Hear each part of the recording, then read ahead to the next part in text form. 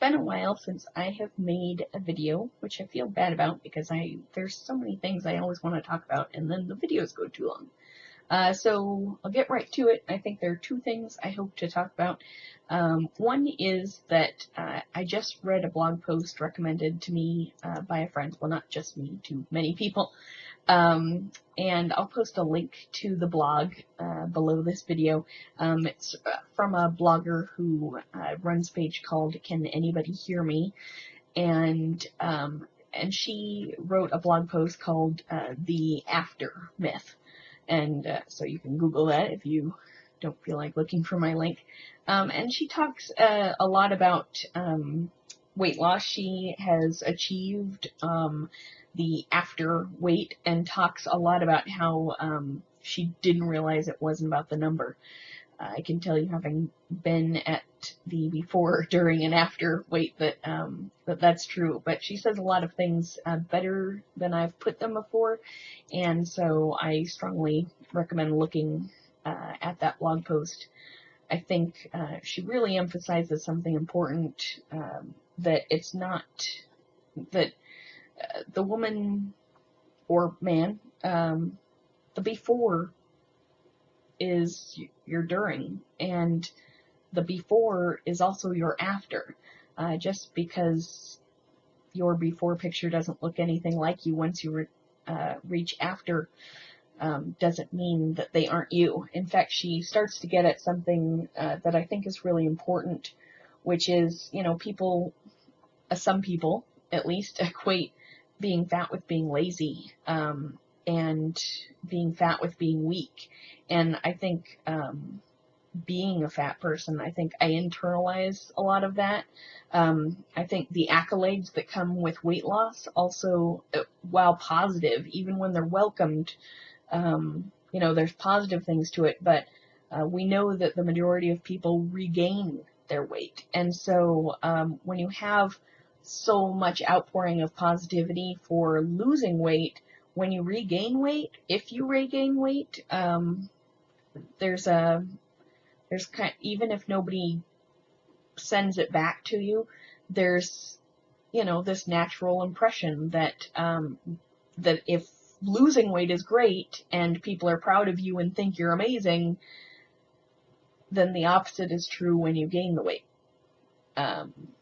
back, and that they're no longer proud of you or impressed by you, or whatever their negative feelings, whether or not the people themselves actually put that on. I've gained and lost and regained over 100 pounds a couple times, and over 50 pounds once before that, and it's not easy to lose it, and it's and to arrive at having lost it, and it's not easy to regain it. It is a lot of times I just kind of feel like a walking disappointment. It's getting better with age. I try not to miss out on opportunities just because I feel too fat, like I don't want to go see someone because I weigh so much more than the last time they saw me. I try not to do that to myself anymore. I try not to hate myself when I look at a picture. I never hated myself, but I try not to see nothing but the weight. I see the weight, of course, but to see nothing but the weight.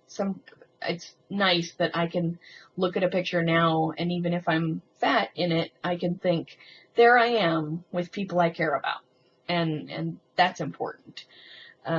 So that's pretty good. And she gets at ideas like, so getting back to how fat people are lazy or whatever that is, it's the fat person who gets you going. It's the fat person who keeps a person motivated.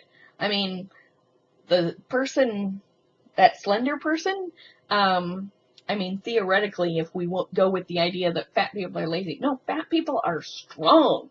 They get it going, they keep it going, and frankly, as this woman points out in this essay, it's that we're that same woman once we arrive at this new number, this new shape of a body. And in fact, the hard part is continuing to be that strong, to know that you still have a problem with food or weight or your body and all the issues that led to the weight problem in the first place. But that fat woman who starts from the beginning, or the fat man, that's the person you bring with you when you get to the after. And that person is strong before, during, and after, all of which are during. So I just think it's a really great article to read, and what I talked about is not, I didn't, too long, didn't read it for you. It's worth reading for yourself. So, I should probably leave it at that, but I will say, just for folks who are interested, because I do talk about weight here on this video blog that I don't even tell anybody about, so it I just kind of make these, and then if people watch them, then they watch them. But I am on a diet program, and I'm not looking for diet advice, just in case anybody wants to give me any. I don't care. It's a real personal thing, food choices, but I feel like it's important to talk about, especially since I hadn't heard a lot about it, up until 2 or 3 years ago, maybe. But I am involved with it's called Keto. I thought it was like Atkins, which I'd done before, and I thought it was just low carb like I'd done before. And so for a while I thought I was eating keto, but I was not, as it turns out. I was way off, and no wonder I wasn't losing weight. So now I would consider myself a keto dieter. That's Keto, for those who want to Google. And honestly, the best resources I've found are on Reddit. There's a subreddit called Keto, and a bunch of other related keto subreddits, but that's the best. It's got links right there in its sidebar to figure out your keto macros, which just mean like how many carbs, how many grams of fat, how many grams of protein you should eat, and how many calories you should eat. It's still calorie counting. And I don't even mind anymore, because I think it turns out all the things I ever read were true, which is that logging or diarying your food is important. And so I do every day, even when I eat crappy stuff, which honestly really helps. So keto has really, it's not, I mean, the weight loss is happening, the pounds are moving, but that's not really the best part for me. The best part is that I feel like I'm finally eating in a way that I can generally maintain, that I can keep going with it. Yesterday, I was totally not on a keto diet, for example, and normally if I stop eating my diet plan, I'm like, well, I'll just screw this day and quick, let's go get other bad things to add to it. But no, instead I logged the crap that I hate, which was mostly because I wasn't doing my usual routine and wasn't in places where it was easy. Although I could have done it. But I didn't. But still, I logged all the things, and I was over in calories and over in carbs, and I got right back to the plan as soon as I could. In fact, I am on, well, I won't go into the details of it, but the amazing thing is I, number one, wanted to get back on the plan. I didn't want to get off it in the first place, really, and frankly, next time I think I'll do what I can not to, and those improvements are huge for me. So, and keto may not be the thing for everyone, and I don't care about the warnings out there about low carb diets or keto, which is not the same as ketoacidosis, and yeah. I'm feeling better than ever. The cat's meowing because she wants me to play with her, so I guess I should.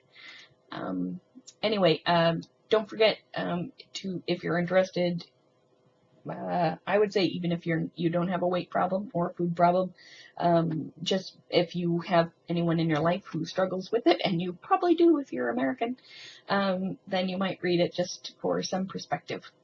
So thanks for watching, if you do, because I don't, again, tell anybody about these. They just appear.